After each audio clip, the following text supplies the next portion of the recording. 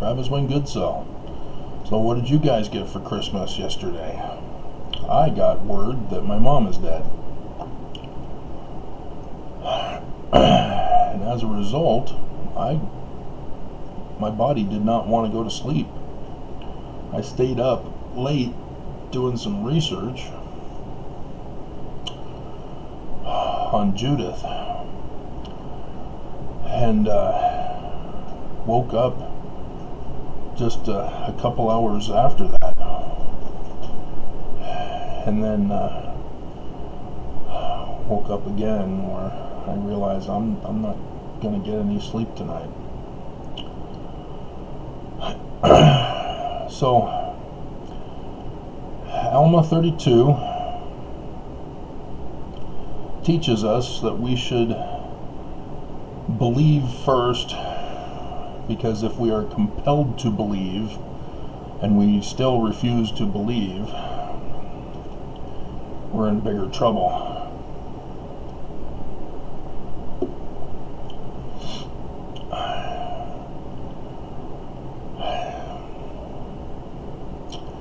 In Joseph Smith history, verse 40, Nephi, not Moroni, tells Joseph Smith.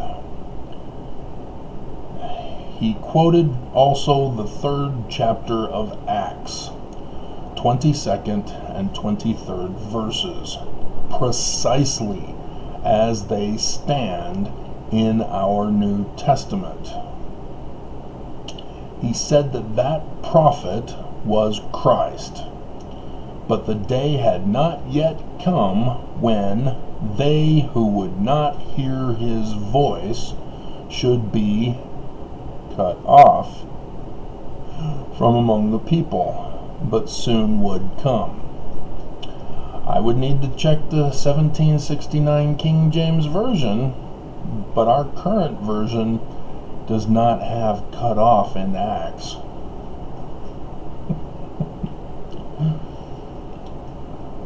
But Joseph uses cut off in numerous passages in the Doctrine and Covenants, and it wouldn't surprise me if the Book of Mormon does too.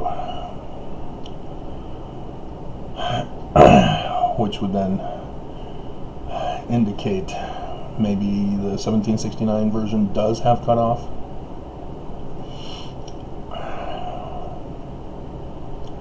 But Acts comes from Deuteronomy, a man like Moses. And so Joseph Smith is saying the man like Moses is the Mormon Christ. Do you see that? He said that prophet from Acts, which comes from Deuteronomy, was Christ. Now, who's the Christ? The man like Moses? I've gone over this with you over and over and over again, but I'm having trouble getting people to hearken. 103, verse 15, it says, I say unto you the redemption of Zion. When's the redemption of Zion? Latter days. Must needs come by power. Therefore, I will raise up a baby from mortal parents unto the Mormons, my people, a man who shall lead them like as Moses. This is the Mormon Christ. It's not Jesus. I've gone over with you again and again the first vision. It's not Jesus. Constantine, with the Nicene Council, with the Nicene Creed, turned apocalyptic literature, called the Gospels now, into historical documents that are very inaccurate as history. Anachronisms abound, errors abound, contradictions abound, causing stumbling blocks and confusion. Christianity has fractured into over 1,000 different congregations. Not to count the numerous more people who've decided that they don't need organized religion, they'll worship Jesus in their own way. Christianity has been destroyed, and people just continue to be Christian despite it being destroyed. Such as Mormons claiming to be Christian when they were ordered in the first vision, no, don't do it. It's a trap. It's a fraud. It's a lie. And so if Mormons or those who are not listening to my videos are like, what the hell? A man as Christ? I take you to the temple, to your initiatories, yet again. You are washed to become a high priest and high priestess, men and women. That's Zadok for Melchizedek.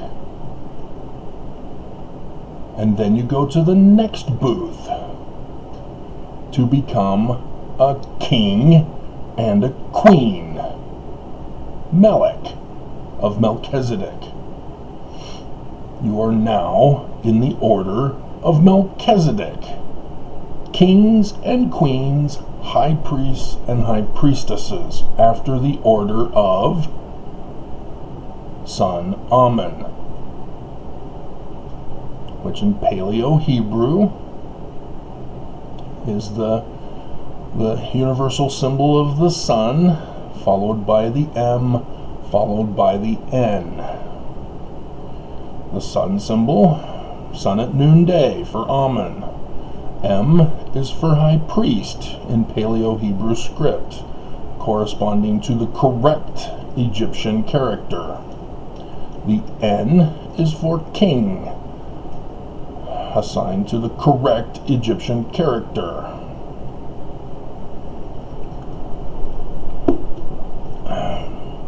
Melchizedek is just a longer word for Amen, the order, priesthood of Amen, Melchizedek order. So yes, you've probably already came to mind the passage about, because of the too frequent use of the name, it's now called Melchizedek instead of the priesthood of Amen.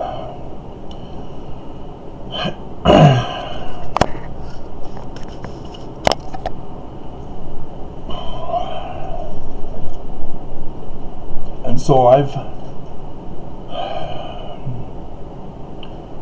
not been able to develop a theory yet to have tested. It's still in the hypothesis stage. You'll remember right before the 17th of December, and even afterward, because nothing seems to have happened. And 2021 has been very frustrating in that regard. There have been a ton of signs in the heavens and even signs on earth as we're here in December. But other fulfillments have not taken place. But it's explained in the context that we are in the tetrad. If you remember the tetrad from 2014, 2015, in which Perry Packer Scott bite the big one, leading up to the latter days, of which all Scripture prophesies and testifies of. We are in it, which means He's here. And I'm trying not to compel you to believe. And so, my mother having died, I was going to get that other stuff for you. Sorry. see if I can find it.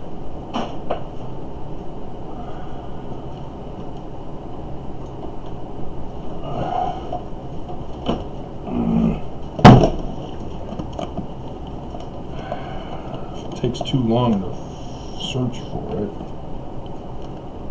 Might have to postpone. Oh, no. Oh.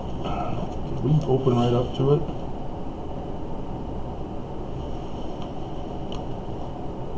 No.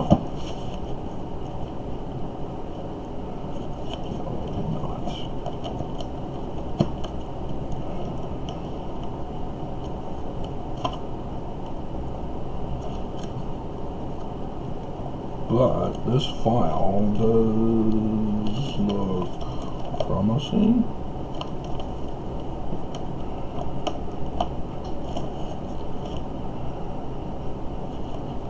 Maybe not.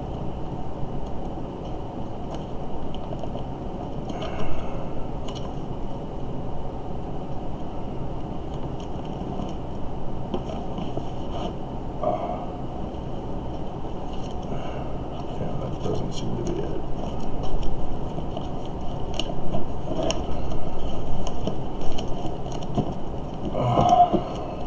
That's not it. So it should be in here. Don't really want to take up a lot of time on this. It's going to be in here. It's going to be in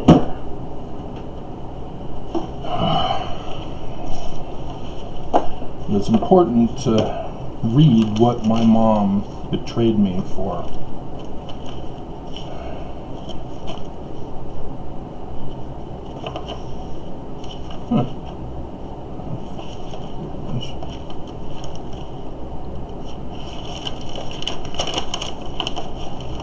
So if I can find it, it's not put away in the other.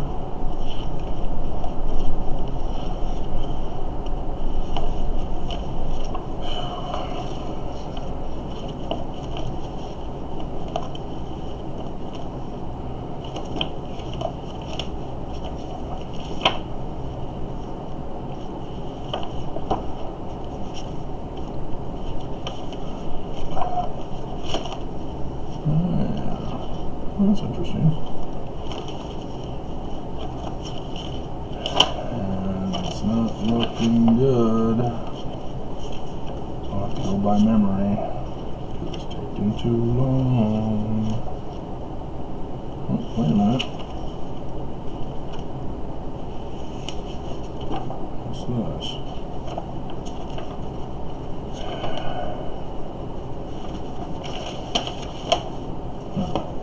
No, that's the Chronicles of Incorporation.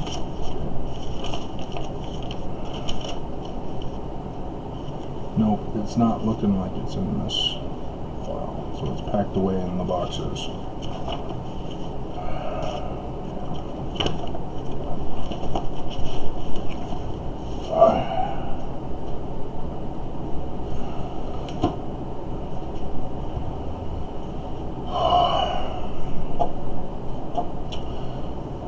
My mother, in 2008, testified against me. She betrayed me. I did the video 2 weeks ago, Mormon, Utah, Sacred Secret Nazi Concentration Camp. And again, people are not listening. People are not hearkening. Travis Wayne Goodsell, the Travis Wayne Goodsell site has 27 views.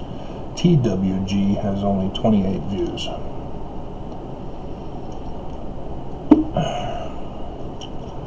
In that video, I go over what the church did to me.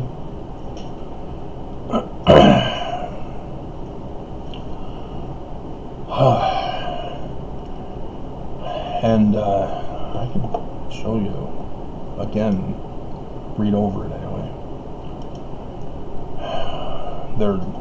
Their witness testimony to the courts. If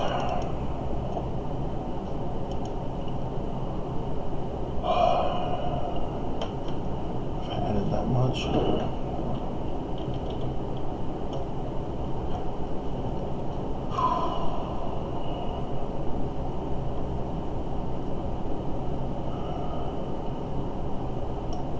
VHS file on me.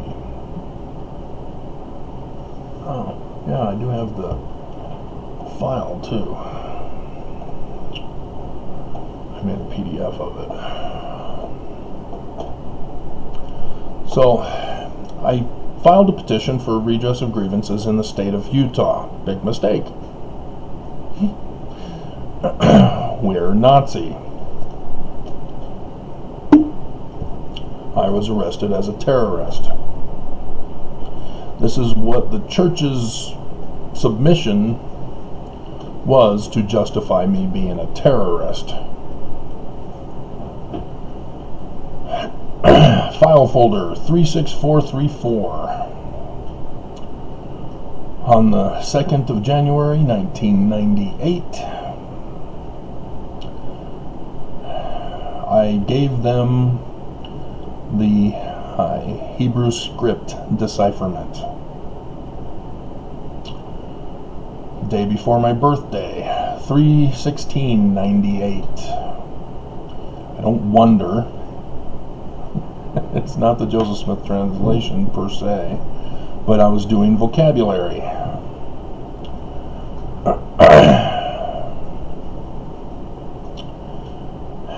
See that? First the script was deciphered, then I'm going to vocabulary.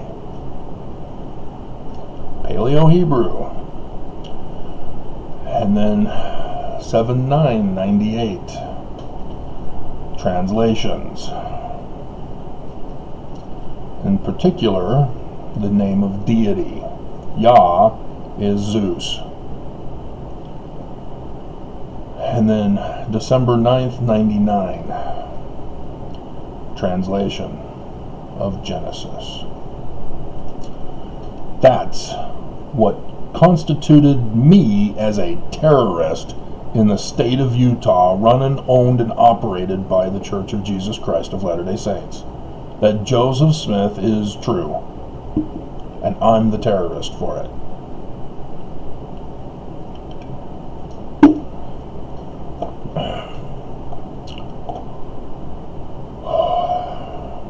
So let's see if I can find my mom's witness against me as a terrorist.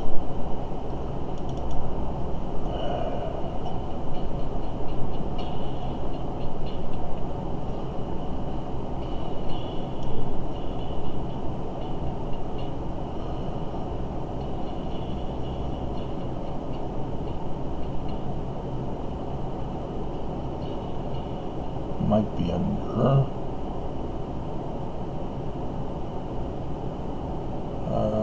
no, those are just having pictures in here. Seriously?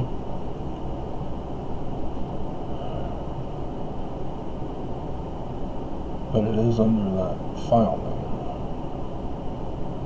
Okay, let's do a search. Because Deuteronomy, after talking about the prophet to come in the latter days, continues on to talk about false accusers. There it is.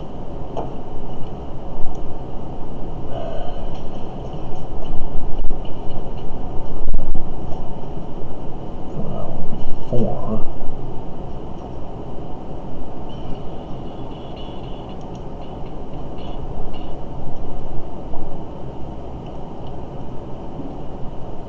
And the punishment for false accusers.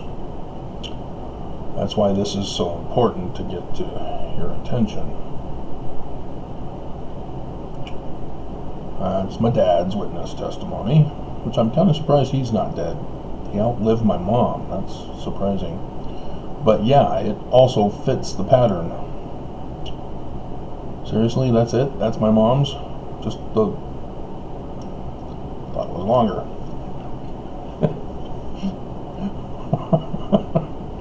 And so, listening to this, I refer you to Suicidal Tendencies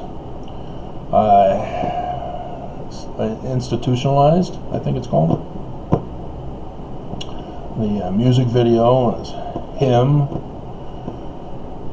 in his parents' house, and they Yeah, refer you to the song as we go over this. This, again, remember, this is my mom testifying against me as a terrorist that Joseph Smith is a translator, that I'm the decipherer of Paleo-Hebrew. So now I'm a terrorist.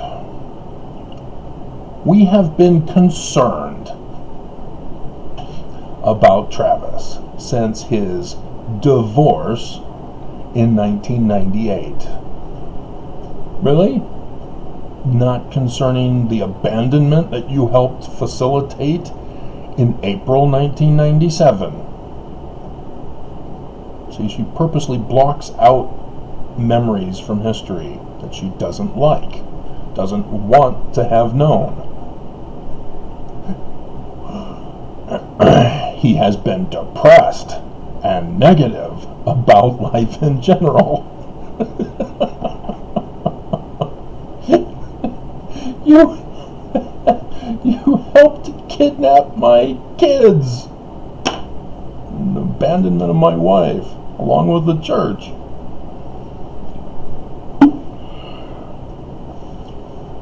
Dear God. But you can tell that they've been instructed as to what to say. We have tried to find help. Get the help you need in the area for him. But he would not go to a doctor? Oh, a medical doctor? I've got some kind of medical problem?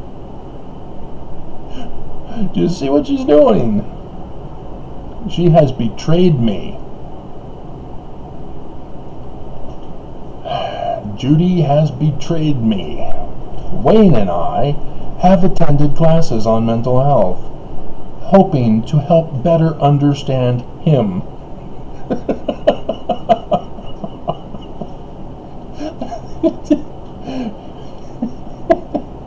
That's one of the traps that mental health people do. Oh, yeah, you can help learn about the loved one who's got the problem, who won't come to us, so that you can help us get them in. And at the same time, they're being it's a con. It's all a Nazi con. This is what they did in Nazi Germany.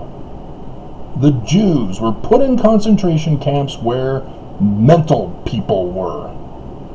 And I'm not talking about the Jews. I'm talking about the so-called PhD doctors of psychology. They tortured the Jews, doing human experimentation along with medical doctors. And they're doing it right here in Utah. All of this was an attempt to have me removed from society, my mom betraying me, being fed what to put in her witness testimony against me. And I again refer you to W.W. Phelps, the video I just did. William Wines Phelps, who betrayed Joseph, testifying against him after he was threatened by the Danites. My parents, however, were more than willing to get me the help I need for being a translator, a decipherer of Paleo-Hebrew, showing that Joseph Smith is true. I need help. I'm wrong. Joseph was wrong. Oh, she confesses. We were told that there is nothing that we can do unless he wants help or if he breaks the law. Did I break the law? A petition for a redress of grievances. I refer you to the law, the supreme law, the First Amendment.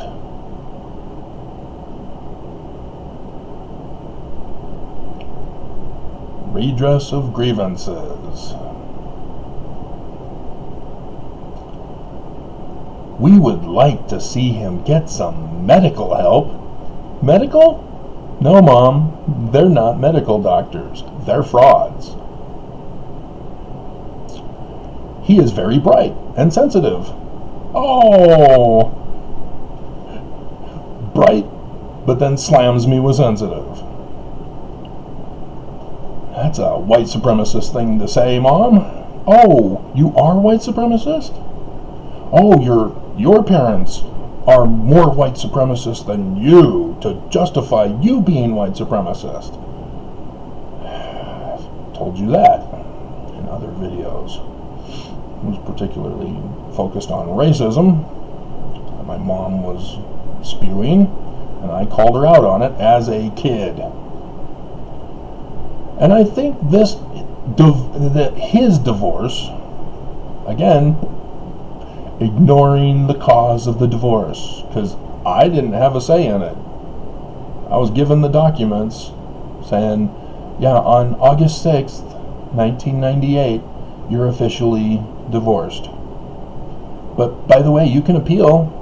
You just have this deadline that had already passed by the time I'd received it from Canada, because it takes that long in the mail. At the border, they stick it in a pile and get to it when they get to it. Just broke his heart. No, you betraying me is the breaking of the heart, and you did that as a kid. I know that he loves his children. There's children involved? She never brought those up before. Where is the mom? What's going on? See? And there she's Judy Goodsell typed out.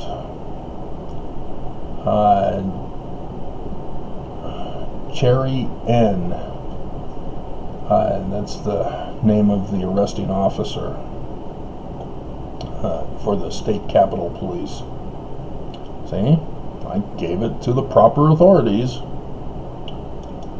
Petition for redress of grievances in accordance with the law. I didn't break the law, and yet they did what they did. They violated the law to have me disappeared in Utah's secret, sacred Nazi concentration camp.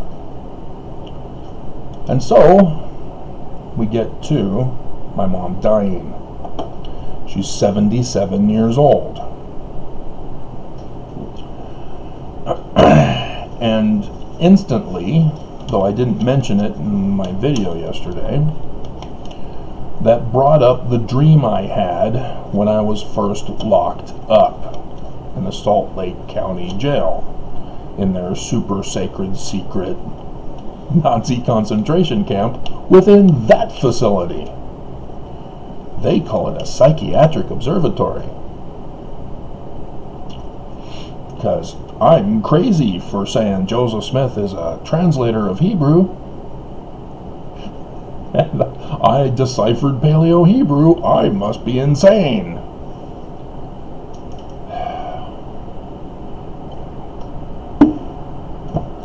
My dad was learning that I had deciphered Egyptian, the larger pictures, the facsimiles, rather than the text, because none of the Egyptologists list any of the bigger pictures unless they're in text as a character for Egyptian. And as a result, there's a lot of stuff that people don't know. I deciphered it.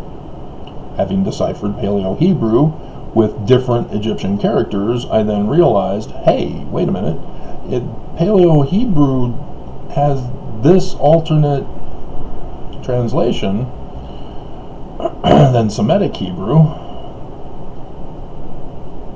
I'm now starting to develop the theory that the Bible is derived from the Egyptian petroglyphs, as I call them, the larger pictures. I'm starting to recognize this, and so I have to go in and decipher those bigger pictures. which Egyptologists have failed to do.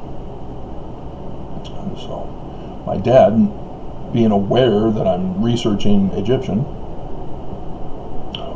as all dads do, encouraging and trying to help promote person in their chosen field.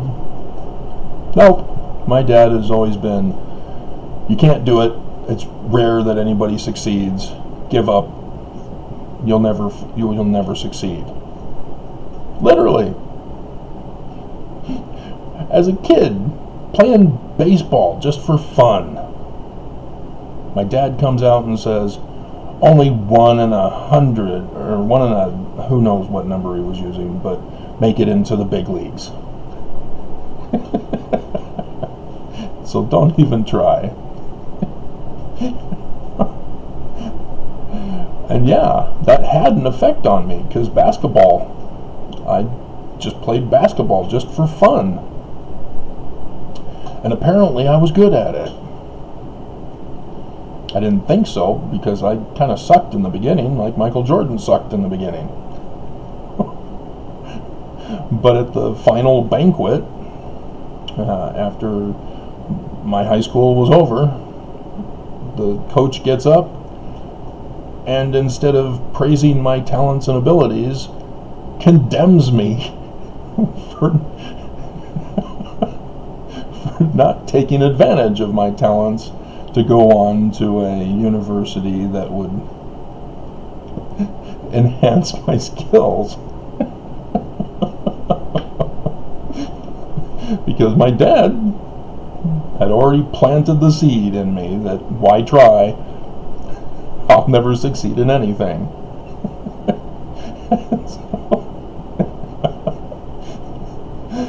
And yet I have been. That's the thing. But my dad's influence has taught me that what I do will amount to nothing. And so he found on the computer a little test to see how well you know Egyptian. He took the test and failed miserably. So he was sure I was going to fail. Sits me down, hovers over me, watches as I take the test. 100%. Will never amount to anything, huh, Dad?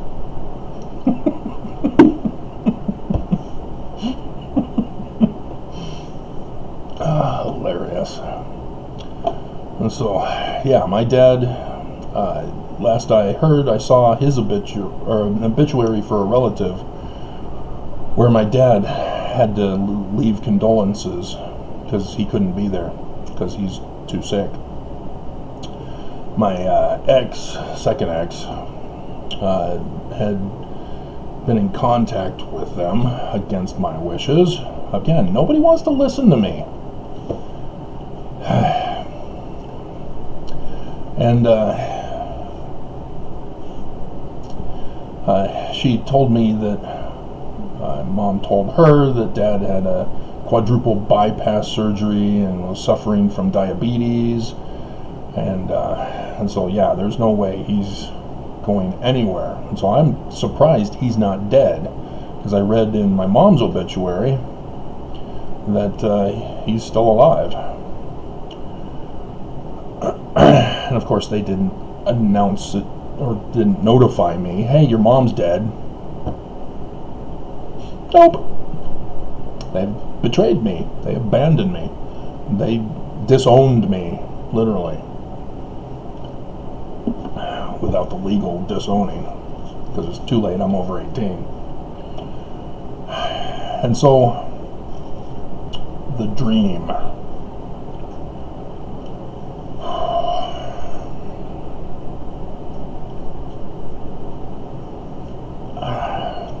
I tried to see if I could find if I had done the dream in a video for you, and I did on Travis Wayne Goodsell, but it's masked. At the end of the video, my one-on-one with LDS Church President Gordon B. Hinckley. It was on the 25th of January 2019. It starts around 38 minutes 52 seconds. I notice I'm still wearing my magic underwear because I hadn't bought new underwear yet.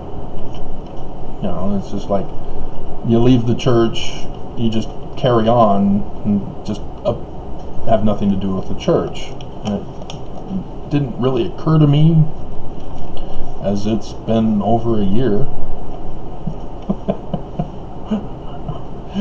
and I still hadn't bought new underwear at that point. Yeah, I do get into it in that video after I talk about my one-on-one with Hinckley, which, yeah, long, 38.52 minutes long. The other one, I referred to it in only the terms of the key card to his office. That was in LDS Dream Alert, Second Dream with Gordon B. Hinckley. I'd forgotten about that one. But it didn't get fulfilled exactly as I thought it would in retrospect. This was March 9th, 2020, and it was on TWG where I had that one. So I'll get rid of that paper. So, yeah, that's the sign of my mom's death. That paper. Okay. We'll cover Esau and Judy and all that. We're already 36 minutes in and 37 minutes. And so nobody's listening anymore, right? Everybody's shut me off. And again, I went over in the beginning, but nobody wants to listen. And it's happening. Let me give you the dream first.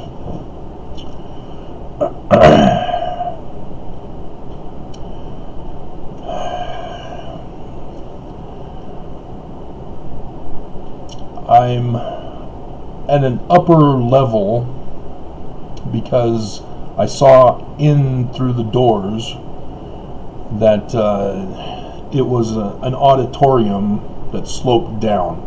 Not too dissimilar from Rick's College, where we had to enter in the upper levels and then come down into the seating, and it's the basketball court, but that used to be where the devotionals were held.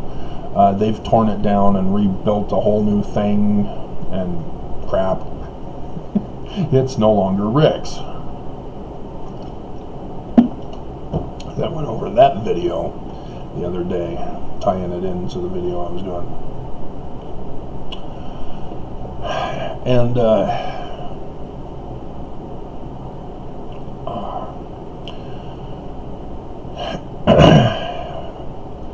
and I guess I'm dressed up. I'm not looking at my clothing to see what I'm wearing, but everybody else was in their fine suits and dresses to attend this event.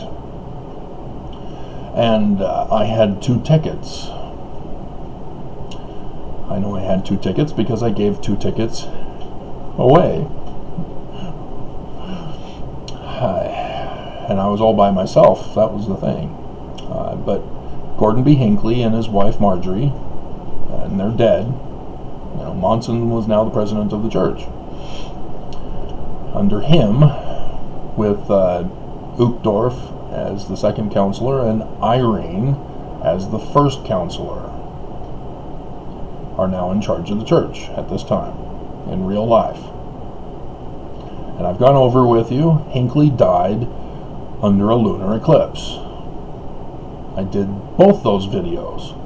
The first one I did was when I researched Faust and Hinckley, of when they died and what the signs in the heavens were, and learned that there was a pattern for the 2 of them. It was a reverse pattern. It was very weird. But then I went and finally got around to checking all of the presidents of the church, from Brigham Young to Monson, and bombshell. Had the whole chart for you. And are you listening? No. I've already done Perry Packer Scott and how that applies to the latter days. That's been a long-term thing. The Faust Hinckley and then the presidents, that's fairly new. That's this year. And are you listening? Are you hearkening? Or are you wanting to be cut off? But nonetheless, yeah, they show up, they're in their finery. And Hinckley tells me he doesn't have tickets to get in. I guess he just decided to show up and expect somebody to give them to him.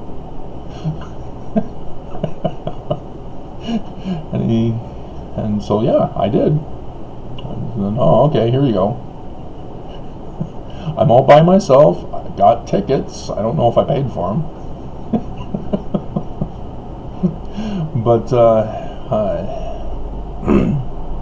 he then, as a show of gratitude for my having given him the tickets, gave me his key card to his office.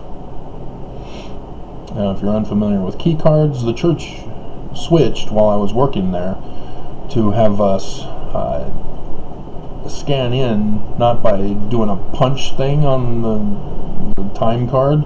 It's actually a key card, so that we can gain entrance into the building, pass through security, which eventually was security booth was created, and then we have to wear it around the building, blah blah blah. And yes, you scan your card in the time card thing, so that it knows when you scanned in and then scanned out at the end of the day for your time cards. And so yeah, there's been some problems where people, and I think even me, forgot to scan out at the end of the day. And so they fudged the numbers and the accounting and only give us the minimum time frame, even if we did work overtime.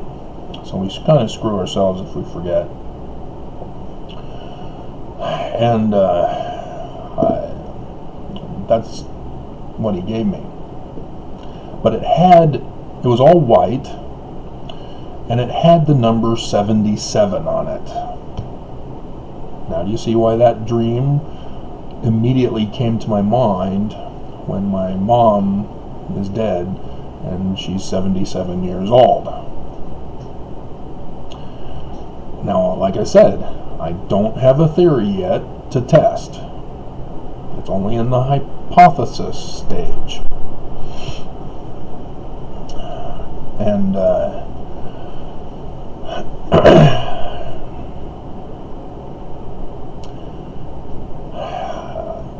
and so I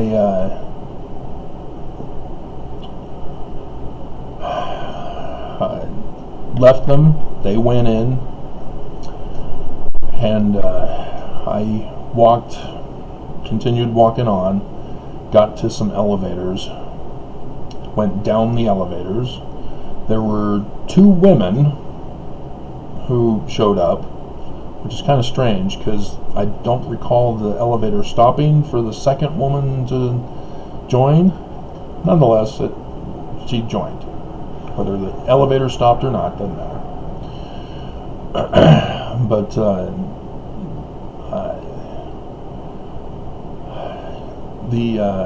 when the second woman got on, they then started kissing each other.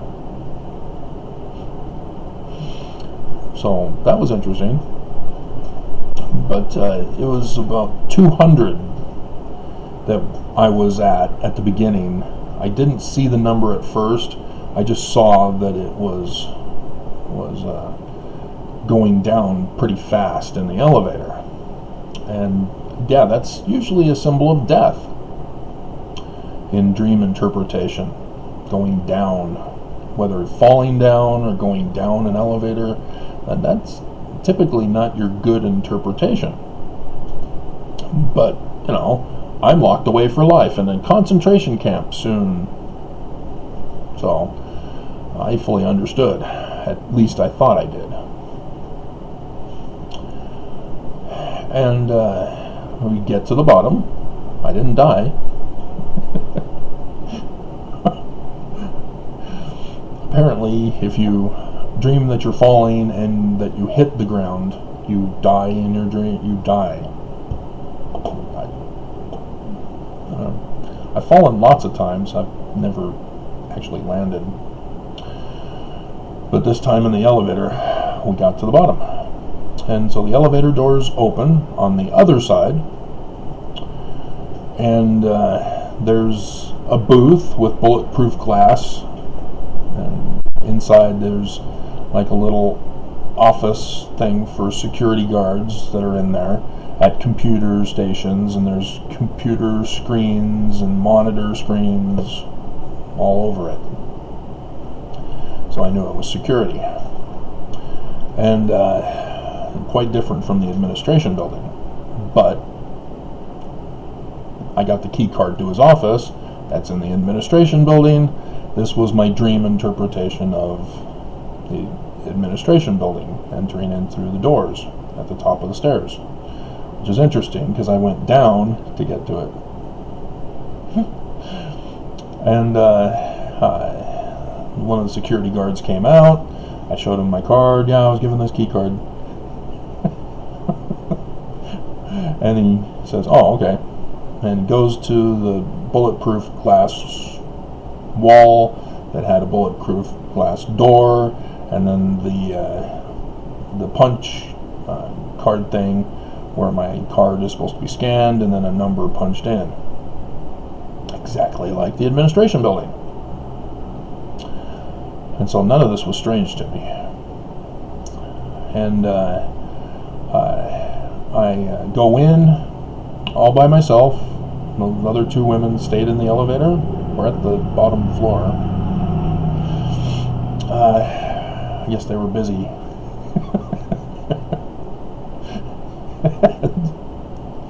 And I went down the left, which was straight ahead. And after 2 or 3 doors for rooms, I realized it was going the wrong direction. And so then I came back around to go down the right side of that hall. And came across door number 88. So yes, it's only a hypothesis. We're getting to that. Door number 88 had all sorts of documents, papers, just all piled up on bookshelves, on countertops, desks, just piled up everywhere. I wanted to go in and go through all the documents, but it was not room number 77. And so I carry on, and I find number 77. And it's above the door at the Keystone. And I am about to turn in to go in when the security guard says I have 5 seconds left. Dream time is so slow. Even though it says it's fast. And you get a lot of stuff done in a small period of time, which is very interesting, because having paid attention to when I wake up and how much has occurred in the time that I had dozed off, a lot in a very short period of time.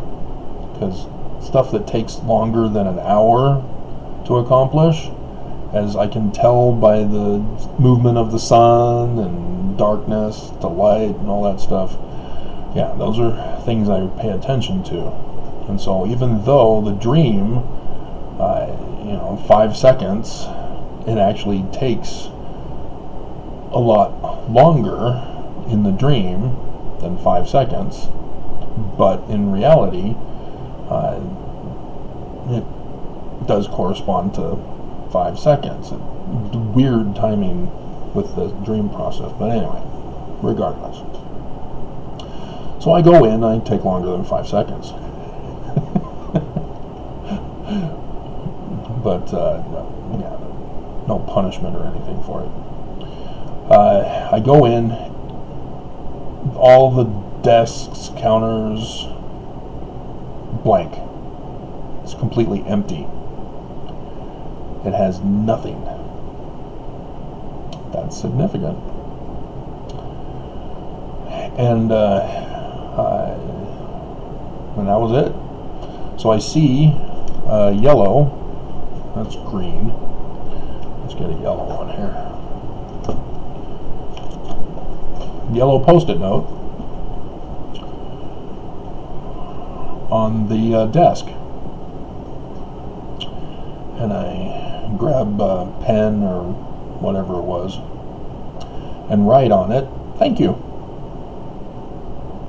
And I leave. And then I end up outside on that first level, and there's a metal picnic table, and I go and sit on the picnic table on the top portion, not the seat portion. And then those two women come and join, and that's the end of the dream.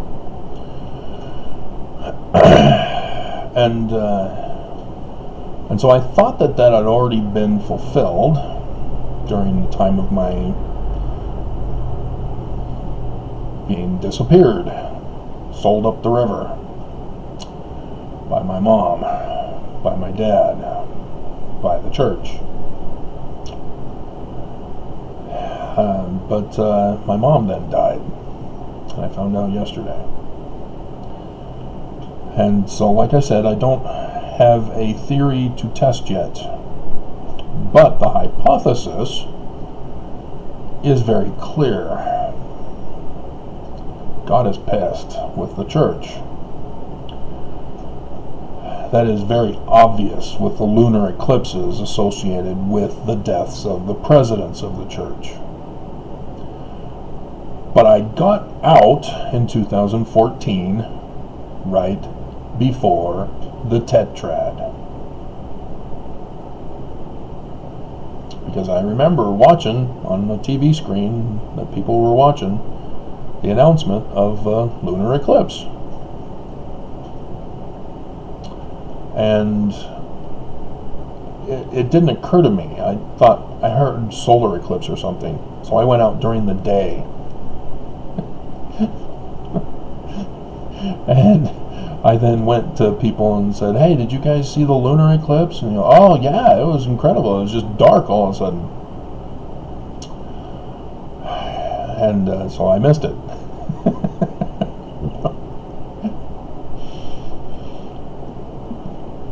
But I knew it had occurred.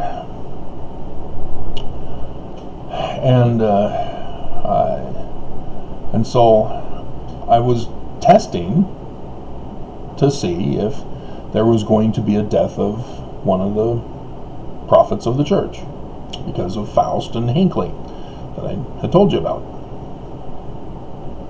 And nothing. So I thought, oh, okay, well, I guess Faust and Hinckley were just anomalies. It was just, a fun thing to know about. And like I said, I just found out this year that there was a reverse pattern involved with theirs. They were more tied together than I realized. I didn't know that back then. Didn't have my Stellarium, and didn't have the older Stellarium version that I first got. But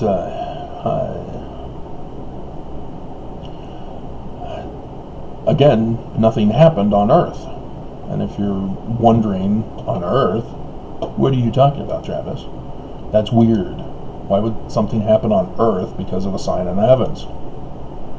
Again, Joseph Smith translation, Revelation chapter 12. Joseph adds, and I've gone over with you, it's not Joseph. Sidney Rigdon was working with Senior. And there appeared a great sign in heaven, in the likeness of things on the earth. Signs are signs for things that are supposed to happen on earth.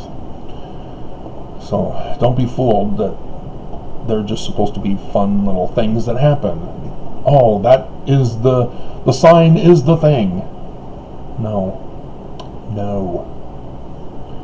Sign is never the thing. That's why it's called a sign. You see a stop sign or the stoplights. They tell you what you need to do, but they're just the signs. You have to do them on earth. So that's why I do videos when the Magna earthquake hit the day after my birthday last year. Is because it was a sign, and you guys needed to know the meaning of the sign. It was not just a sign in and of itself. And so that's why I went into Gabriel and all that stuff. Gabriel knocked out the horn of Moroni. See, other people caught the horn coming out because of the earthquake, but nobody understood about Gabriel. The angel Gabriel.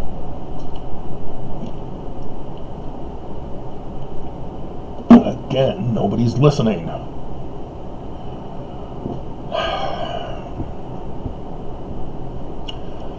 And so, verse 17 of section 103, for ye are the children of Israel. That's you, Mormons.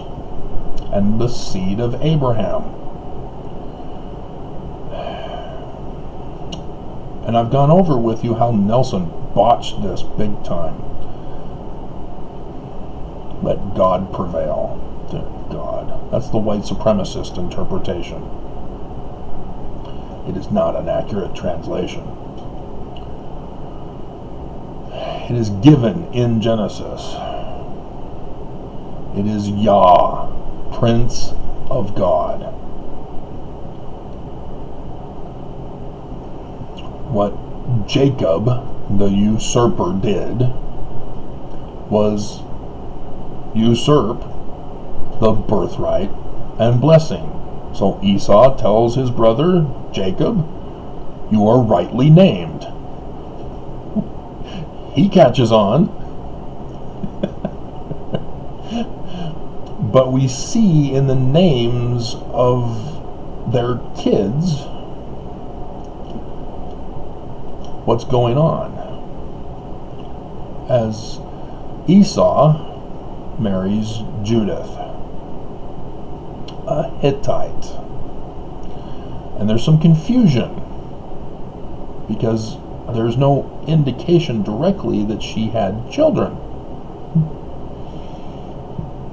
There's other women that the author is saying that he also married, but doesn't list Judith in the genealogical summary of men born to the various wives. And there's confusion in there. The author apparently did not remember or check, or he's leaving out information, or who knows what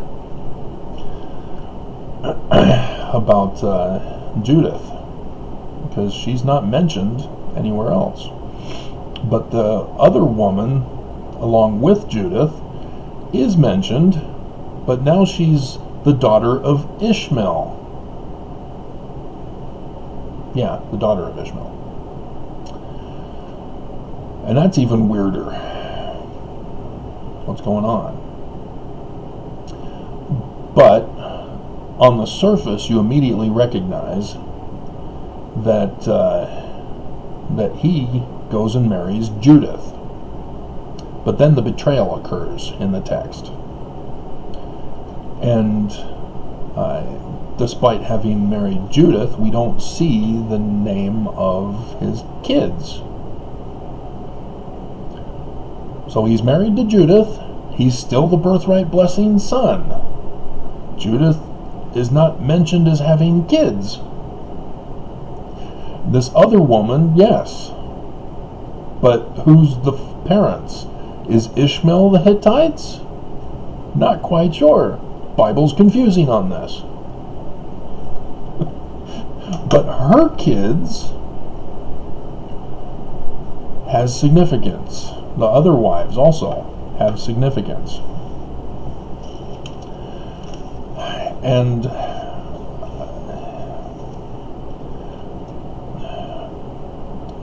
should we go into this first before I get into the scripture part? Yes, let's do that. So my mom is 77 when she died. For the 17th of December, everything was tying Nelson to that date, as he's 97 years old, which fit the pattern. It was a massive sign. I did the whole video explaining it after the fact, even though nothing happened.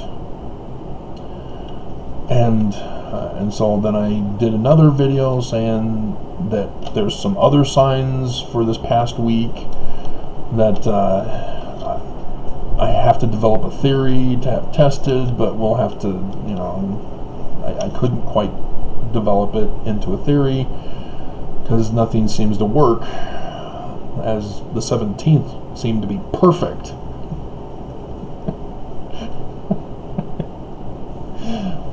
But then I find out my mom ended up being a part of the signs in the heavens for last week.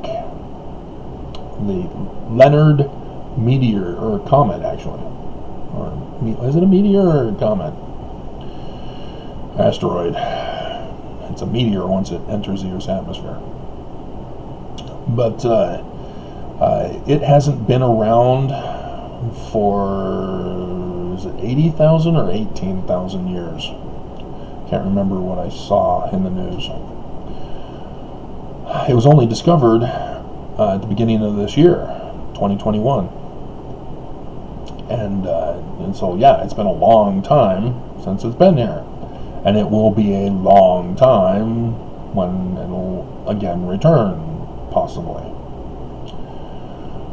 And so this past week was the time to watch it. It was low on the horizon, and the guy named it Leonard. Brave lion. Lion is the symbol of Judah. Judy, my mom, dead, for this sign, as Venus is the female, and Venus was at the rear end of Sagittarius. Not quite yet at the goat beast mouth, but of Capricorn. But Sagittarius, right there at the rear. And if you do not understand your ancient cultural understanding of the heavens, I'll give it to you right here.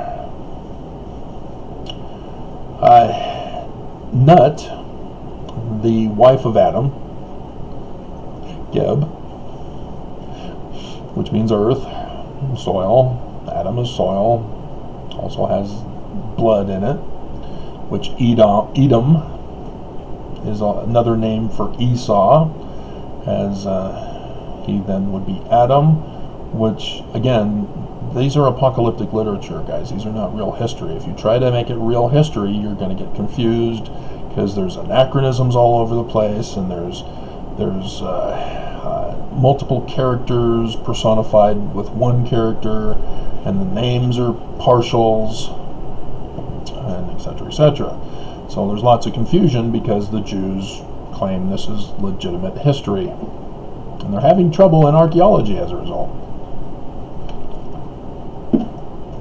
But if they would consider it apocalyptic literature, like the Book of Judith, everything would be solved.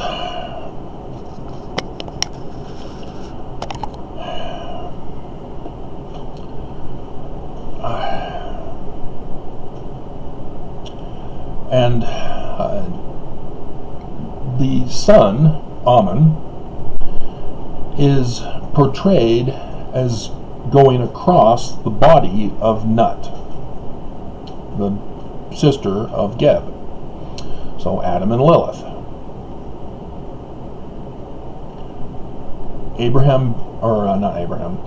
Alphabet Ben Sira is the first apocalyptic literature, the first Jewish mystical literature. And again, the Smiths, Senior, was in the New Israelites, which was all about Jewish mysticism. Hebrew was the angelic tongue.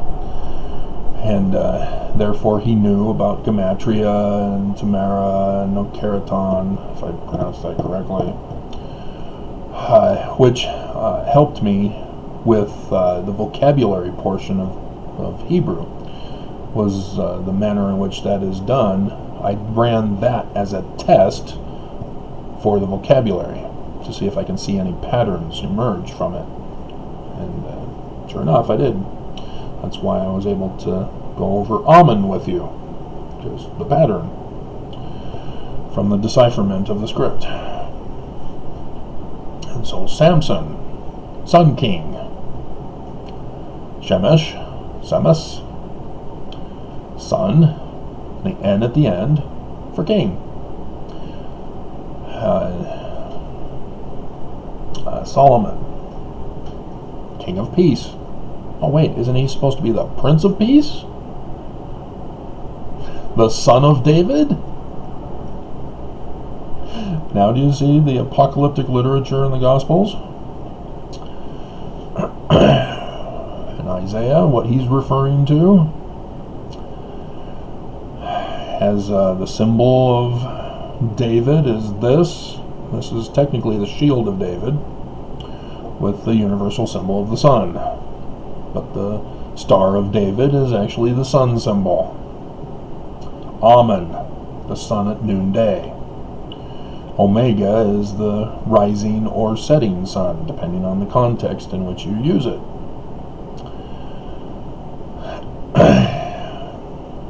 So, like I said, having deciphered Paleo-Hebrew, I went on to discover other ancient languages. Greek and Paleo-Greek and Aramaic as well. And so the sun is understood as coming from the east, obviously, into the mouth of Nut, the heaven, and passes through, as we all see it. That's the sun, noonday, shines, and she's no longer dark, because the sun is sailing in outer space, in the heavens, for us to see on earth. And so he comes out the rear, and not as a baby. And the Egyptians used the scarab beetle as the symbol of the vessel for carrying the ark or bark of Amun in the heavens. And the interesting characteristic of the beetles in Egypt is that they were named dung beetles. They would literally take dung and roll it over the sand, and so that would have the sand attached to the dung, and it would appear like the beetle is moving the sun across the desert sand, just like the sun in the sky. That's why they portrayed in writing the dung beetle moving the sun in the sky, the Amun. And so that's where it comes from, is the sun going in the mouth, and that's the birth is through the mouth, and then death is as dung, waste, as it now goes into the underworld. But the underworld is where the moon is the light. So the two eyes of Horus, the right eye is for the sun, the left eye is for the moon. And together they are the Egyptian word Peter, which translated is seer. And again, the church did not want that known to you. It was a simple thing to do. It would have been awesome, faith promoting, blah, blah, blah. But nope, rejected. We have people at BYU who's in charge of this.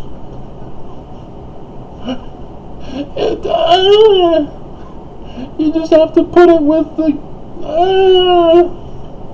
Joseph Smith translation. Says it, seer, right there with Peter. Upon this Peter I will build my church. Seer. We just put it in the footnote.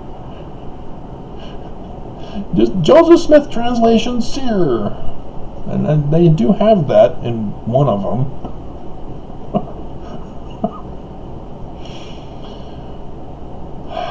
But the connection to Egyptian, they didn't want that. They don't want Joseph to be a translator. Heaven forbid. Terrorist. And I didn't do that, did I? Oh, yeah, I'm getting to it. And so for the moon, if we have Nut still in the heavens, well, now the sun has died, but is reborn as the moon. And then the moon dies as waste as well. And so now you see how Venus, being at the rear of Sagittarius, is her death symbol, my mom's death symbol. She has died. She's at the rear.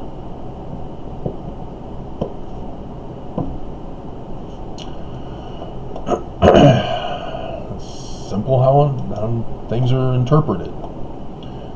And so that's my mom's death sign. And I found out after the fact. Because, you know, Venus, it could be anybody in the church. It could be the church itself being destroyed.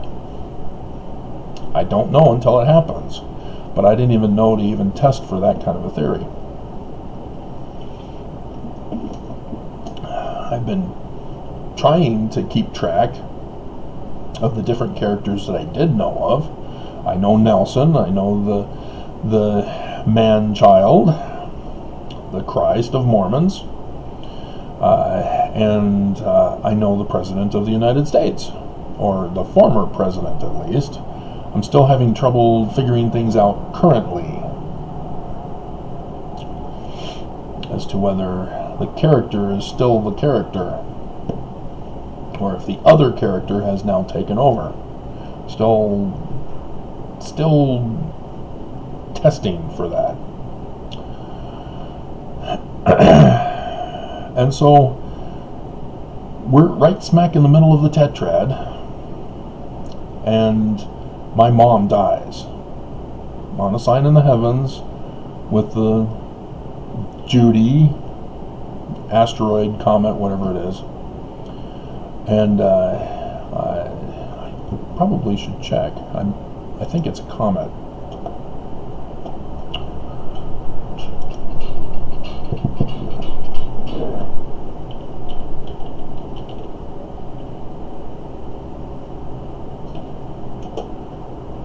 Comet, yeah. Leonard Comet. So yesterday, Comet Leonard lights up night sky this Christmas. Comet Leonard, 12 hours ago. A gift at Christmas. A gift? Are you sure? Because I was reminded of End of Days with Arnold Schwarzenegger, girly man.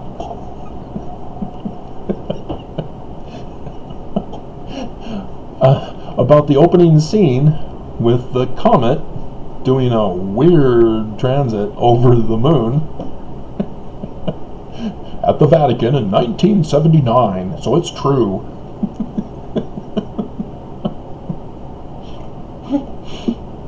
For the birth of Christine. Notice Christine? Remember, being a king and a queen makes you a Christ. In the initiatories. That's what a Christ is. And so, yeah, amusing. I can probably put that clip in. It's just a quick few seconds, and there's no copyright violation involved. Or maybe I can just do a picture of it for you. But yeah, that's what we had for my mom's death, because it's been going on all last week. And interesting. That means it's by Jupiter. Yesterday, yeah. Because Jupiter is in the evening sky and is replaced by Sirius for the morning half of the night. Interesting. They're the same symbol. Jupiter is from John's revelation of the latter-day Christ, the Horus of Egyptian, and Sirius is the Horus star in Egyptian, as the three wise men belt stars of Orion is Osiris that point to Sirius, and Sirius used to have Isis as a constellation above it. Now it's just blank above Sirius, the dog star,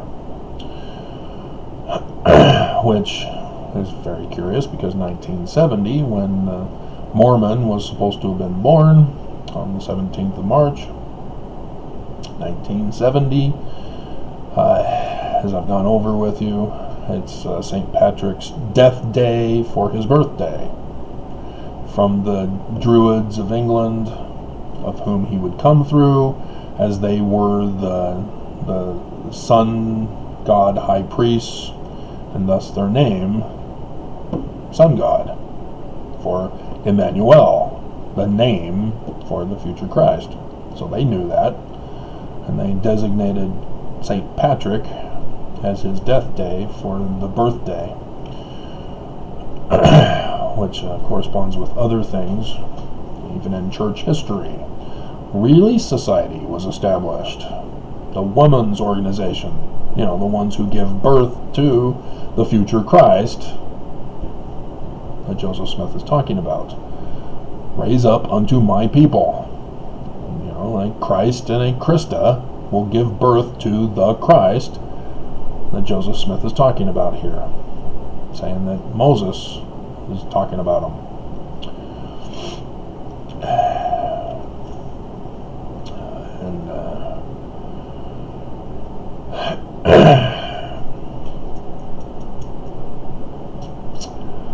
Straying off on tangents to make sure I cover everything for you, because each and every single video, if I don't cover everything, somebody always is wondering, or will take advantage of me to mock.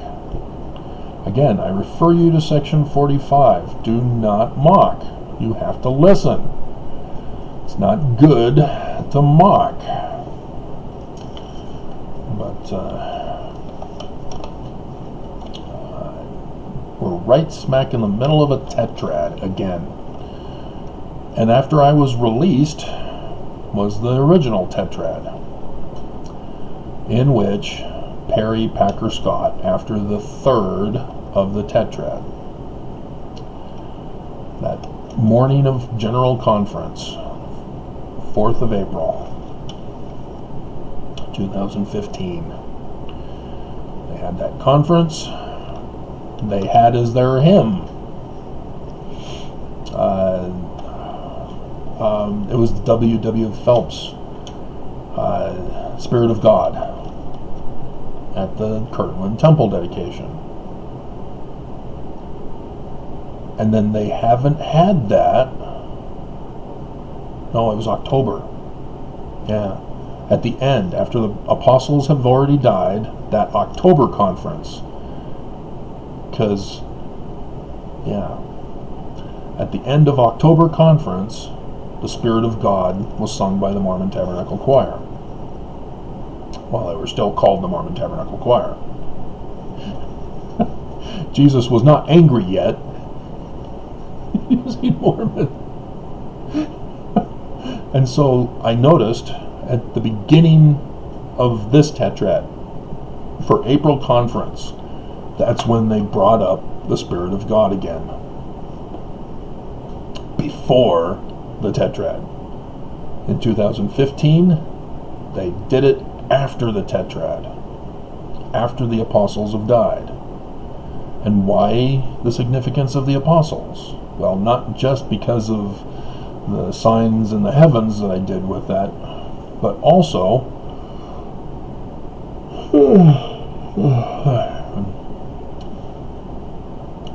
the setting up for the latter days.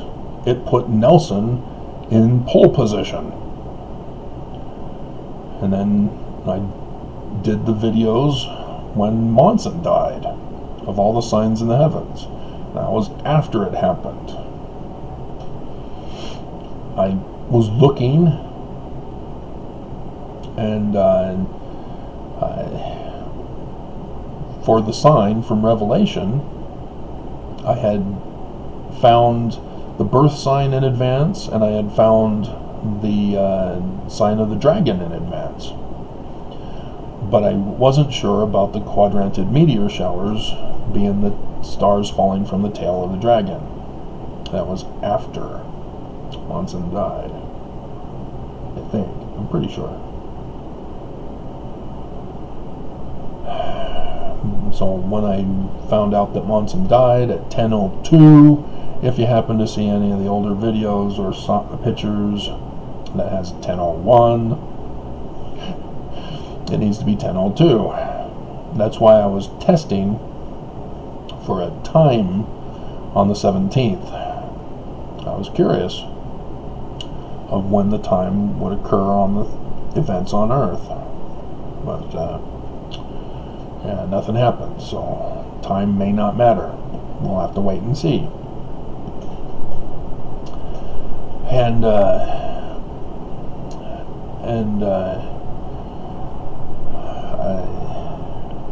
we're now in the latter days as of 2017. And so I'm very well aware that God is pissed. So you see what happened? I am betrayed by the church, by my family, by my government, by my friends, who ought to have been my friends, by wounded in the house of my friends. All betrayed me. And now my mom dies right smack in the middle of the tetrad, the second tetrad. The first one was before the latter days of 7 years, 2017. And it set the path for the latter days, putting Nelson in pole position. And now we're in the middle of the latter days. As in the middle of the tetrad, my mom dies, who betrayed me in 2008, along with the church, who betrayed me. Monson died in a blaze of glory. Not just with the Revelation 12 sign, but also a lunar eclipse. Not just any lunar eclipse. It was a super lunar eclipse, as I've done the videos.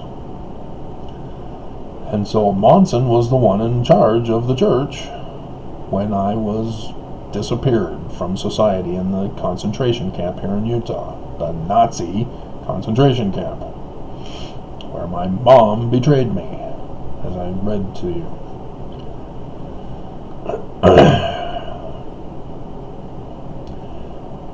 And I never had a trial, I never had a hearing.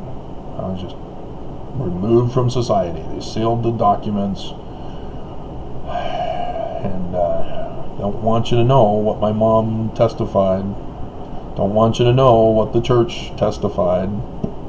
Don't want you to know what my dad testified. And so, yeah, it is very prominent on my mind as we are in the latter days, and my mom and Monson have so far died when they were involved in falsely accusing me to have me destroyed, locked away from society, and sent me to my death. They were torturing me. It was no camp in the sense of a summer camp. It was a torture camp. Don't be fooled by the people who came and put their little 5 stars. Oh, they help so much. BS. You've been brainwashed, or you've purposely gone on there to cover up mine that got 3,000 views.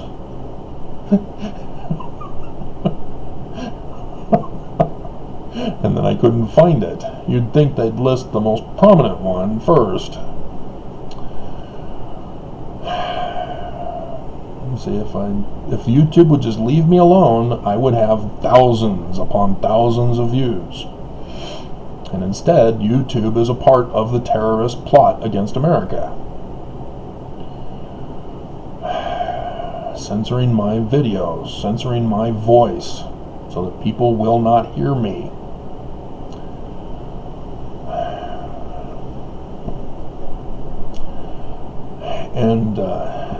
And so the 88, if my mom died at 77 and the sign on the 17th all corresponded and tied to Nelson being 97,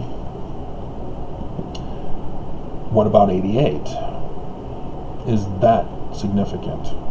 Well, under Monson, he had Uchtdorf and Eyring as counselors. Eyring was the first counselor. Eyring's still the counselor. Uchtdorf got banished back into the 12. He was so pissed in that press conference. Everybody else was putting on a smiley face, and he's just sulking in his chair. And then Nelson gets up. Oh, we've got a special assignment just for Uchtdorf that he's going to be busy with. You demoted him, and now you're placating him by telling him he has a special assignment that only he can do, which was for Russia, as we found out.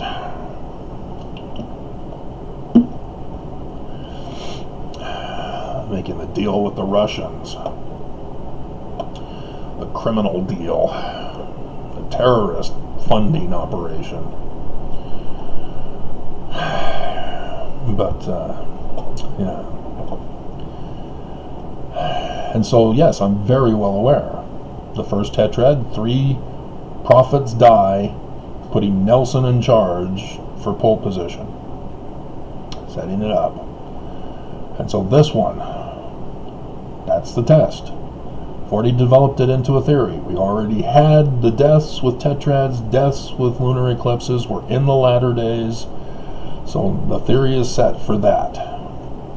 Somebody's going to die. We just need to find out who or how many. And the scriptures tell us how many. Scriptures even tell us who. But 88 threw me for a loop. And so I'm not sure how to fit this in. The closest I can come to is the hypothesis. The only president of the church right now who is 88 years old is Eyring. Oakes just turned 89 this year. So he was the other one closest. So Eyring still has a few more months left until he turns 89. But like I said, we're in the tetrad. My mom just died. 77. key card.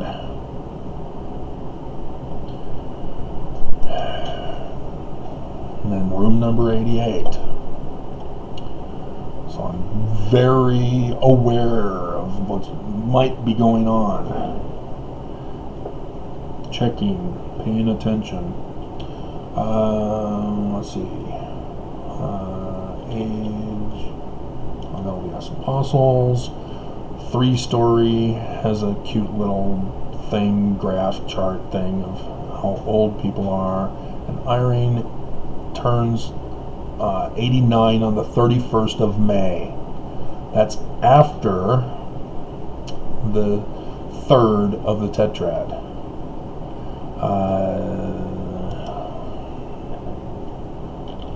Lunar eclipse 2022. 16th of May is when it will occur. And so do we have to wait until after the 16th of May like we did for the 2014-2015 one? Because after the 4th of April, then they started dying. Perry, Packer, and Scott. Let's bring up their dates for the first one after the 3rd.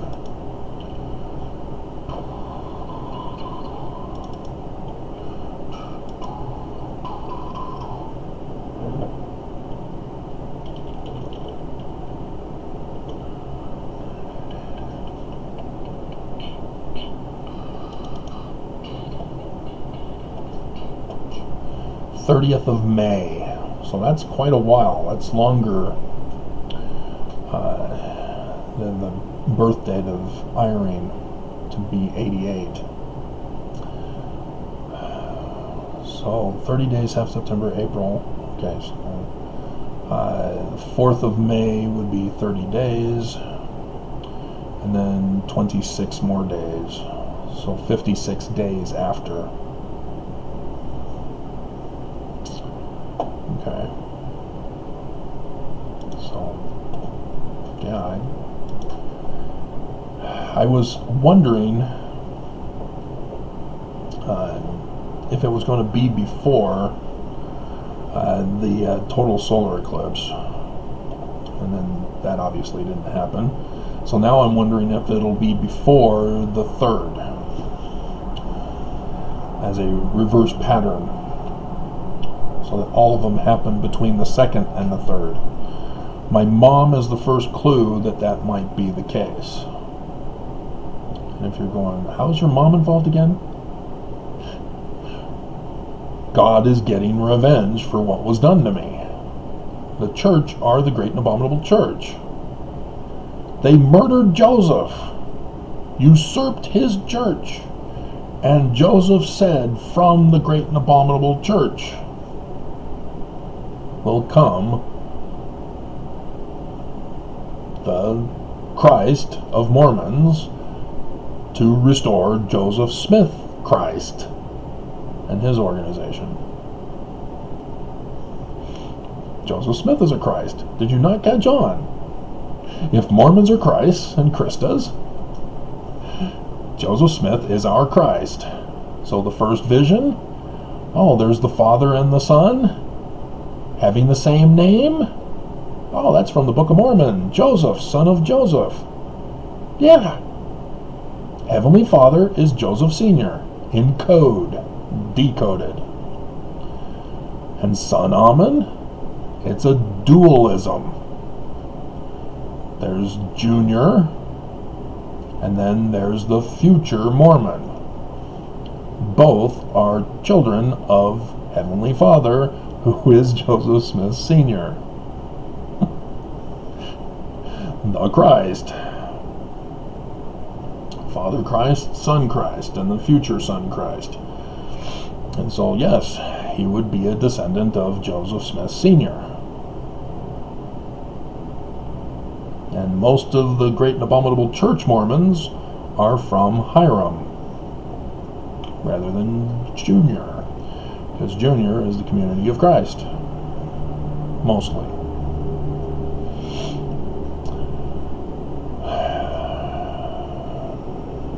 So, you see how Joseph was trying to communicate with us. He was not giving us literal histories. Book of Mormon is not history. Bible is not history. Joseph Smith's own history was not history. The Doctrine and Covenants was coded, and nobody wants to connect the dots. Well, if they coded the Doctrine and Covenants, we're seeing those same words in the Book of Mormon and in Joseph Smith history. And yes, not everything is decoded in the Doctrine and Covenants. Jesus, for example, is not decoded. It's Amen. And it either refers to Joseph, or it refers to Senior Joseph, or it refers to the future descendant of Joseph, Senior. And so, yeah, let's cover the death sign, and I'm with Omega. Okay. So, comment. Okay, so despite the confusion with the naming of wives, he has children that clearly show he understood the concept of birthright, blessing, son, and Emmanuel. Ruel was his name of Bashimath, that wife with Judith. But Judith is no longer listed, but Bashimath may not be the same Bashimath. There's too much confusion. And so the firstborn that we know of is Ruel, the god Ra. And in Egyptian, that is Amen. Ra is the god of the sun. The R is the netter symbol in Egyptian, the flag for God. And then the universal symbol of the sun, the god of the sun, Amen. And so there it is in Paleo-Hebrew as Ruel, the firstborn of Esau, the birthright blessing son. Now Ada is the other one who's the wife of Esau's, who's with Bashimath. And it's a curious spelling, only because it has the D that Judith has. The if part is the feminine singular in this particular case. There are different versions. Judah, in essence, is the feminine form. It would just be Jude for the masculine. And so the at the end of it is weird in and of itself, because Judas, who kills himself, hangs himself on a tree after realizing that he had just betrayed the Christ. Judah doesn't seem to kill himself, but I don't think we have a death of him. We just find out that they're all dead when Moses comes around. But Judas, the us at the end, is the Greek termination, indicating masculine singular. And so you remove that, and all you have is Jude, or Yud, technically. And so the at the end seems a little strange. It doesn't conform to masculine singular.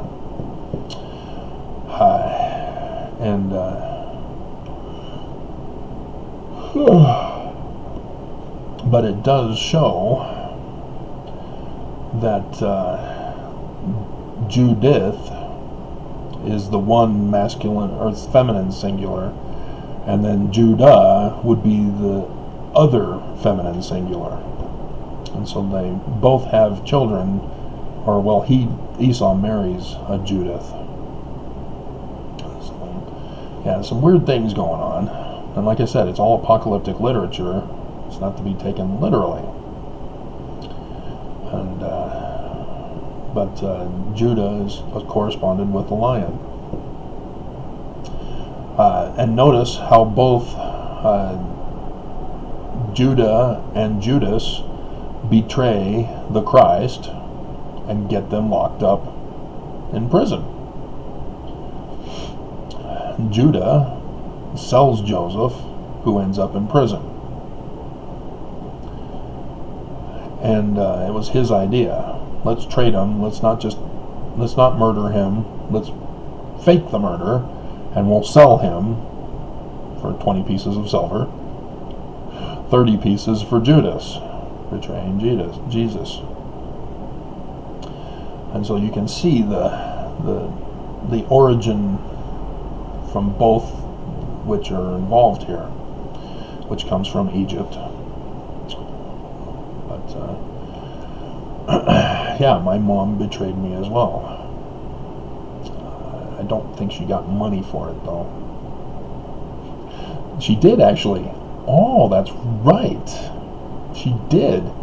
She was using me to work so that she can get more pay in retirement with Social Security benefits. That's right. She did profit off of betraying me. Yep. So, yeah, there you go. My mom also betrayed me.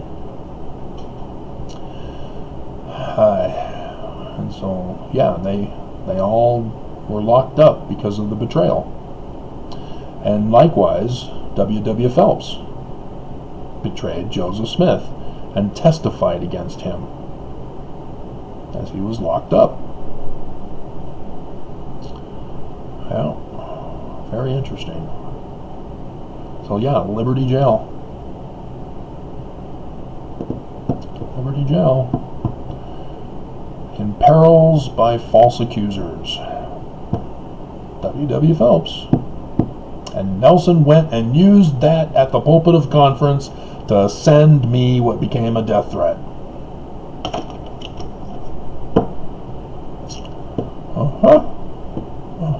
Deuteronomy 19. False accusers. And that's the whole point. My mom was a false accuser. Betrayed me. She's now dead. 77 years old. Corresponding with the dream. There's 88 now. Irene, who was also involved. See, I don't know if Uchtdorf was. I don't know what happened. They had to have corresponded with the first presidency. So Monson was the president. He's now dead in a blaze of glory, of signs in the heavens. But Irene, he is involved in other ways.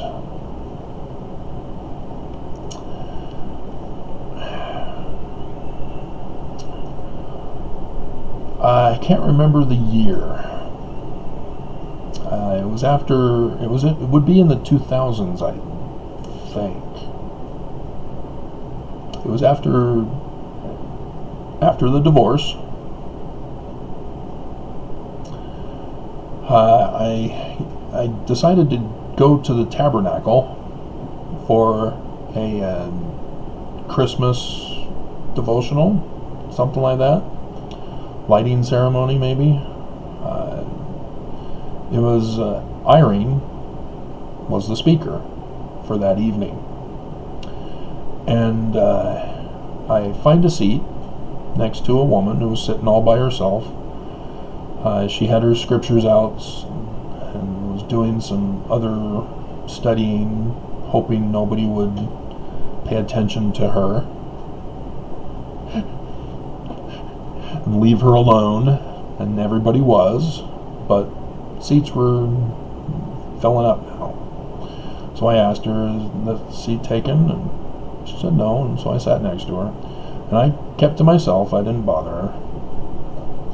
And during his speaking, she purposely moves her scriptures, flips them over, and arranges them so that the name on her scriptures would be seen. She's now wanting me to know who she is. And I see Irene, because she's doing a whole bunch of movement, which gets my attention. If you're gonna do something, you better expect people to be paying attention. And she knew that. That's what she was doing. She wanted my attention. So I gave it to her. She's an Irene. She said she was Irene's daughter. And the talk ended, and I was hoping to get a conversation continuing, but she flew into an emotional outburst about how her dad will prevent her from getting with any guy, and she took off into the crowd and got away.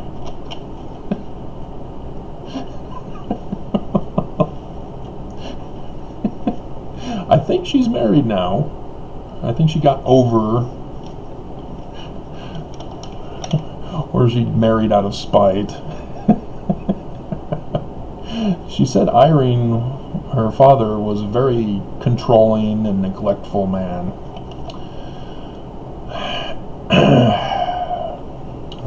I don't know how much of that was real or how much of that was her wanting attention and a knight in shining armor to take her away from her family and remove the stigma of her being the only one left who's not married.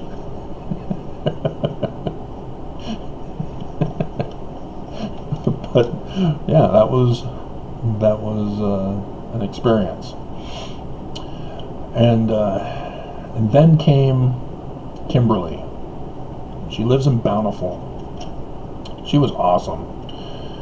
And she broke it off because she disagreed that charity is agape in Greek.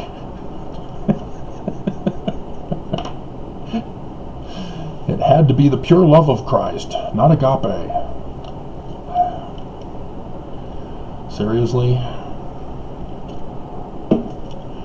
But yeah, I spent a lot of time up there because I want to get away from my family. And I told her about my decipherment, and she then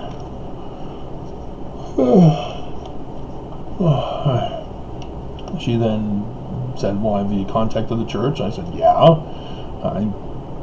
They almost had me excommunicated through F. Michael Watson, who was the secretary. And so she then got the phone, punched in numbers, and she's then talking with Sister Irene. They're in the ward together. And I'm going, what are you doing? She's just brushing me away. And so she's talking to her. She wasn't able to get a hold of President Irene.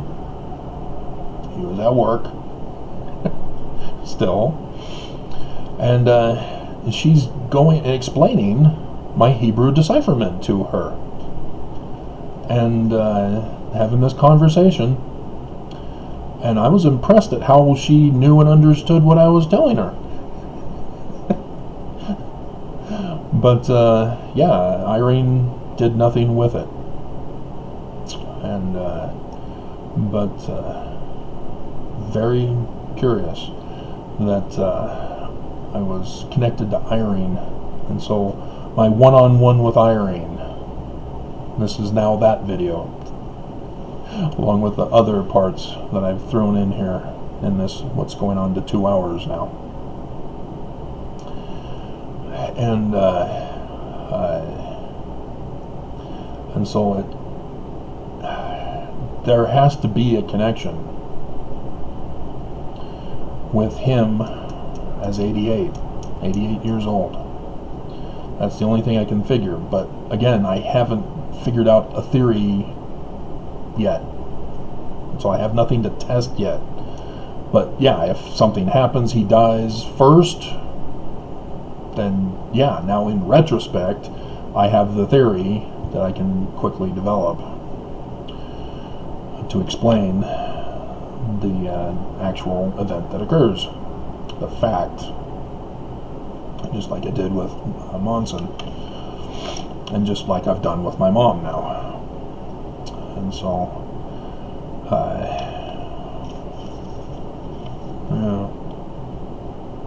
yeah, Esau even has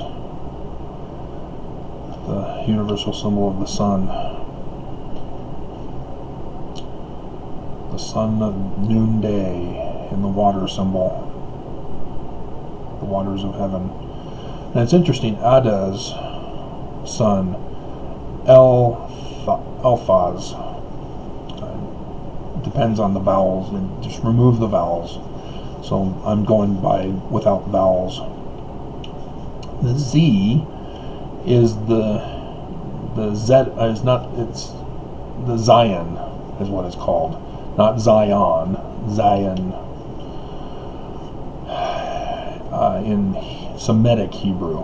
But there's a problem because Paleo Hebrew is directly with Greek, and in Greek, Zeta would be the Zion.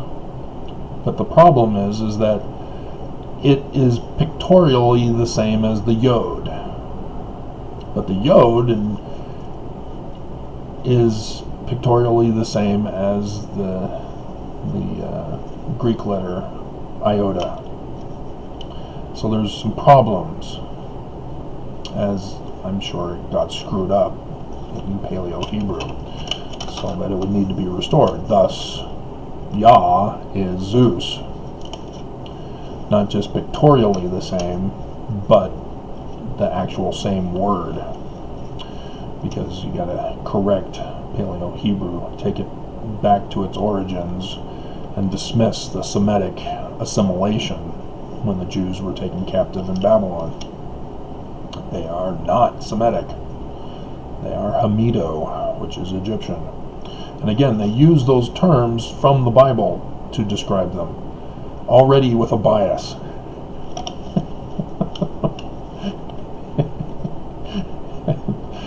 And so, yeah, to be anti-Semitic is to be anti-Babylon.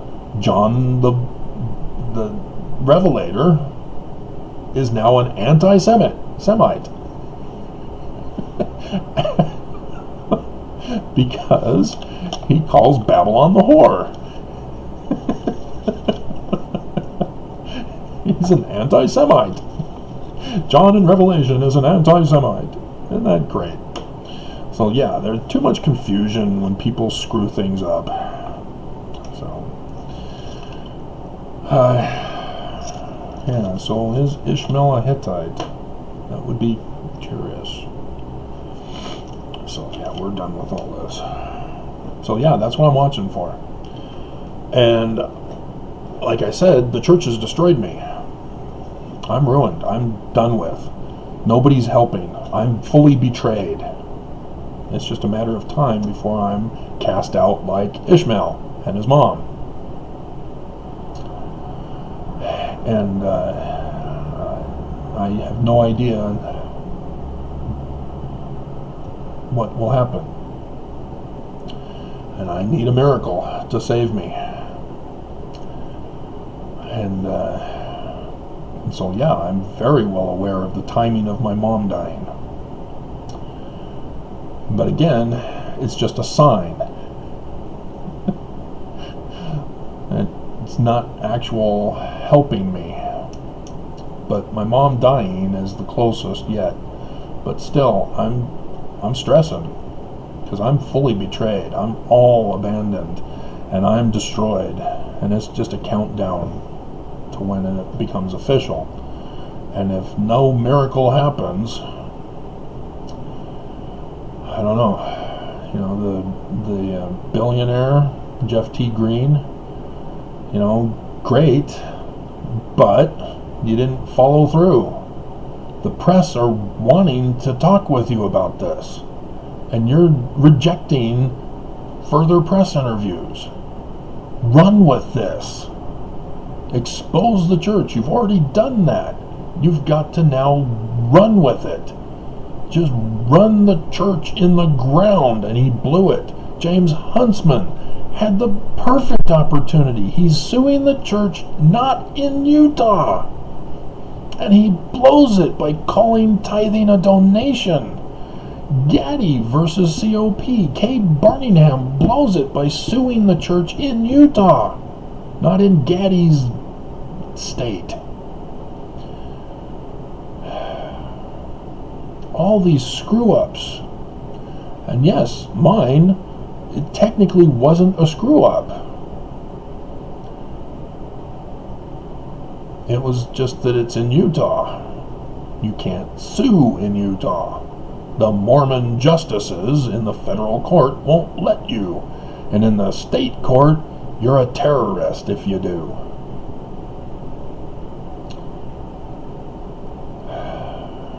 But we've all witnessed the corruption and evil of the church. The Protect LDS Children. Dear God, hundreds of thousands joined in support to force the church to change. You know, the ordained women, you know, they excommunicated her. But now they're changing because of the backlash. They're not letting her back in the church. She was shocked. Why? It's the Great and Abominable Church. They're sexist. That's what they are. Why does it surprise people that the church is racist, sexist, bigoted, hateful of the poor, and white supremacist? To sum it all up. This is the Great and Abominable Church. The symbol of Lucifer. Why cannot people understand this and process it? Is it too much of a shock value that you have to deny it? You know, it incites Mormons to be haters. It incites Mormons to violence and criminal action. YouTube employees. So, yeah, very interesting. Very, very interesting. That's pretty much it. So that's what I'm watching for. Is, am I going to be left to die by the Mormons? Or will I be rescued? Because Scripture says that the Mormon Christ will step on the Mount Zion, and then they'll all know, oh, he's the guy. It has to be built first in Southern Illinois, 19 July 1840, which Brigham Young refused to put it in, and kept the belief that it was Missouri. But he never wanted to go back to Missouri. It was going to be Utah, Salt Lake City. That was the new Zion. That became the Kingdom of Deseret.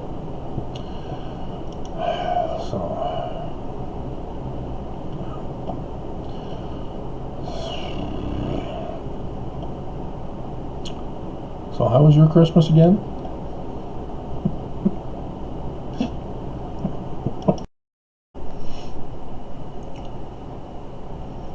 Had the video all set to go, had my breakfast, and realized I didn't talk about the book of Judith. I got to the Genesis Judith, but my mom says that she was named after the biblical Judith, but it involves two different Judiths. So the first one is the one that Esau marries before his birthright and blessing is taken away, of which we have no idea who her children are, unless it's Ada. And in case you didn't know, Judah, I've done the videos, Judah is phonetically the same as Utah. And so if you're going to be Mormon and you're going to understand that scriptures are a type and shadow of things to come,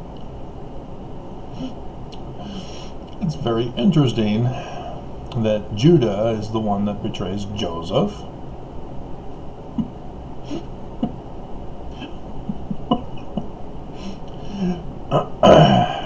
And that Mormons now have their headquarters in Utah, as well as Judas betraying the Christ. And yeah, I've covered it. Joseph Smith all over. There is no Jesus. It's a Mormon. He's the one Mormons are supposed to be looking for. Supposed to be looking for the signs of their Christ, not other people's Christ. The Mormon Christ. But the book of Judith is about a Jewish widow whose name's Judith, who's beautiful, charming, and she uses her beauty to destroy the Assyrians, to save Israel from oppression. Notice it's Israel from Assyrians and not Judah or Jews from Babylon. The Jews do not put this book in their scriptures. This is in the Septuagint, which is the Greek version, that put it in theirs. But the Wikipedia page even tells us there's anachronisms, which is why, I'll quote, some scholars now consider the book non-historical. This is what I've been going over with you. When you see an anachronism, you've got to question the historicity of the text. You've got to say, maybe it's not a history, because this is a blatant error that it tells us, it's a tell, that this is some other type of literature. And so they're guessing parable, theological novel, or perhaps a historical novel.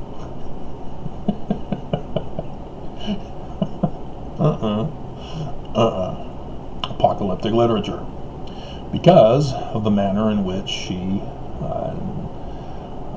wars against the Assyrian general.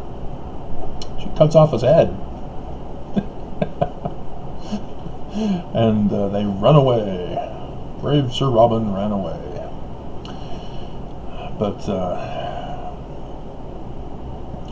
yeah. Very interesting.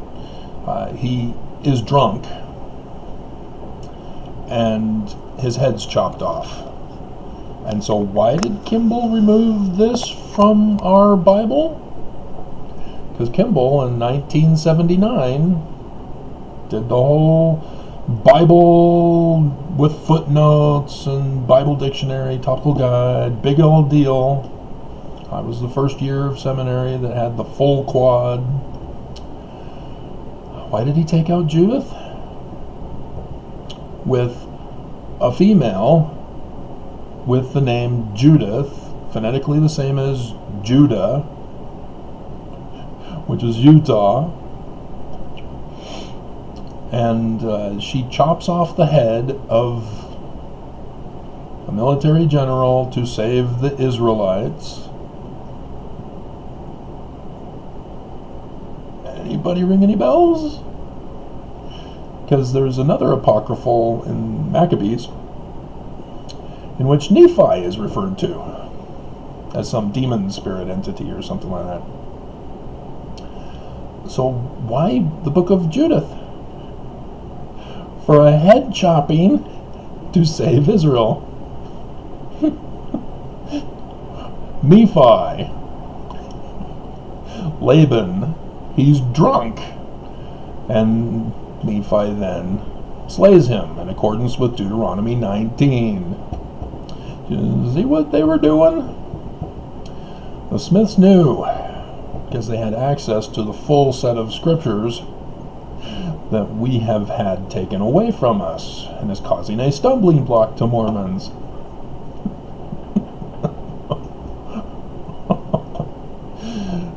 So, now, needed to get that put in there for you. So it's interesting that Judah does not commit suicide, but Judas does. And Judy, my mom, dies. Very interesting. Alrighty. I'll let you get back so I can get back to my breakfast before it gets soggy.